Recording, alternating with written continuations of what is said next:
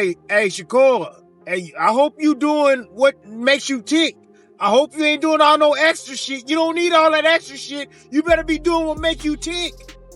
I remember when you went to one of Crawford's camp and you did one of his trainings and you know, a full camp and stuff, man, and one of his training programs and shit, man, got in the fight and you look like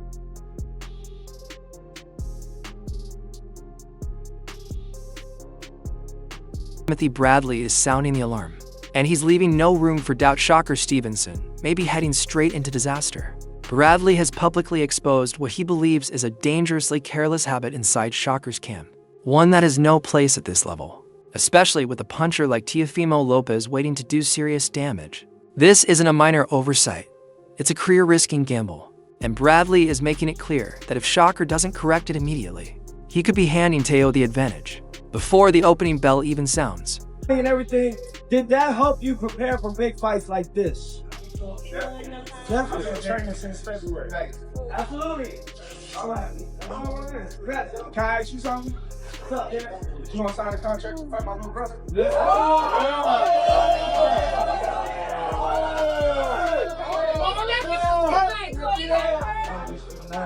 And there we go. Yes, I will fight him right now, but they want to wait till January, February. Hey, beat up right now. I'm signing the contract. Know that. Sign the contract. Know that. You ain't on that, remember? Know that. You ain't on that, remember? Right now, nigga. Yeah. What exactly did Timothy Bradley see that raised red flags? It wasn't a breakdown in Shakur's footwork or a lapse in defense. It was something happening before the gloves ever went on. Bradley, who has been closely following Shakur's preparation, noticed a troubling pattern. Instead of using fresh, professional-grade gauze and tape for each session, Shakur was reportedly cutting off old hand wraps and reusing them for the next workout. Man, what you doing with them wraps, man? Stop being cheap. Stop being cheap, man. I see you cutting off them damn wraps and then just taping them back on, man. That's how you messing up your damn hands. You messing up your hands because it ain't tight. The shit ain't tight. You can't get it tight. You putting the glove. The average person, that might sound like efficiency. To a professional fighter, it's a serious violation. Bradley didn't sugarcoat it, openly criticizing Shakur for cutting corners despite earning elite level money. The issue comes down to basic physics. Old wraps lose elasticity and structure over time, meaning they can't properly compress and protect the metacarpals, the fragile bones that absorb every punch. By taping worn-out wraps back onto his hands, Shakur is essentially striking with compromised protection. Bradley's frustration was clear. He argued that with the revenue Shakur generates, there's absolutely no excuse not to have a top-level hand wrap specialist on site every day. An elite fighter treating his hands, the most important tools of his career, with the same care as a casual gym towel, is baffling. It signals a lack of discipline. That shit ain't tight. You should be getting your hands wrapped by a master professional hand wrapper every single day, bruh. You getting paid gravy. You getting paid gravy, dude. If you can't fly a dude out that's great with the damn hand wraps, man, that's what you need. If you got hand problems, bruh, and you need to keep your hands healthy, you need to hire somebody, man. All that damn money you making, bruh, hire somebody. Shit, tape it on some old-ass wraps. What's going on? Come on. What we in elementary school? Come on, dog. Them hands need to be wrapped. You can't mess around and go into this fight with Teo. You can't.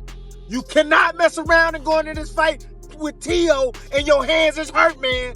Shit, that's not gonna be a damn excuse. Hell no. This is a dude, man, Teofimo Lopez, bro. He been going at us. Yeah. And when I say at us, yeah, straight to our face, saying monkeys and bananas and all this shit. All this racist stuff, bruh. This your chance to shut his ass up. This criticism cuts deeper when you consider who Shakur Stevenson is. He isn't just any fighter, he's a fighter with documented hand issues. This isn't rumor or speculation, it's medical fact. Shakur's hands are his Achilles heel. He has openly admitted in interviews, including with Ring magazine, that his body can no longer handle a busy fight schedule. He stated plainly that because of his fragile hands, fans shouldn't expect to see him more than twice a year. Let that sink in. He's still in his 20s, theoretically in his physical prime, yet he's already managing his career like a late-stage veteran. because his hands can't endure the wear. He's had surgeries and spends hours in therapy just to keep them functional. Sports Illustrated even identified his hands. Shit, but this ain't gonna be no easy task. This dude here coming to bag up every single word he said. Every word he said. And you get in there and you play, and your hands ain't right, bruh, and you ain't in there being a little bit of Pookie with a little bit of Shakur, but you gonna have to bring everything out against this dude, Teofimo Lopez, because he coming for your ass in every single way. Every damn way, Shakur, I'm telling you. He gonna box your ass a little bit. He gonna pressure you. He gonna change speeds on your ass. I'm telling you, man, this dude is coming for your ass. You better be ready, but you don't need to be doing all that extra shit if it's gonna weaken you. If you ain't gonna be at your full potential, man. For real. You don't need to be doing all this extra shit. And get a hair wrap, dude. When you stack that medical history against Bradley's accusation, When you combine that medical history with Bradley's accusation, the situation moves from questionable to outright reckless. If you know your hands are vulnerable, and you rely on surgery and therapy just to stay active, why would you compromise the very equipment meant to protect them? It's like a race car driver knowing his tires are worn, but refusing to change them to save money. One poorly protected punch on reused wraps could easily cause re-injury, leading to a stoppage or worse, a permanent decline in effectiveness. You know, people think the fight with Teo is either going to be you delivering a masterclass. Or a knockout by Teo. Yeah, or you getting into some type of brawl with Teo and end up getting knocked out, right? What are fans getting wrong about the matchup? I think the fans is getting wrong about the matchup is where I'm not sleeping on that I know about Teo. Teo's a good boxer. Mm-hmm. He's boxer first. So we could say, oh, he's just going to knock you out. Or he's just going to... That's not him. He's boxing first. He's going to want to establish distance and range on the outside and try to beat me up on the outside. So I think that's the main thing. And also the biggest thing that everybody don't realize with me, I can punch. Mm-hmm. Everybody say, oh, he can't punch, and then boom, crack somebody, and then they laying down, or something may happen to where they hurt or something like that. So I think that's two big things where they don't understand. Bradley's concerns didn't stop with the hand wraps.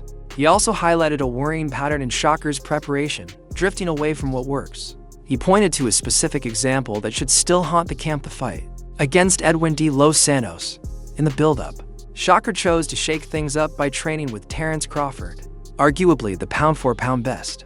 On paper, that sounds like a smart decision. In reality, it backfired. Bradley noted that Shakur looked flat, slow, and unrecognizable in that fight. The reason? Overtraining. His body was shocked by a new, brutal routine his system wasn't conditioned for.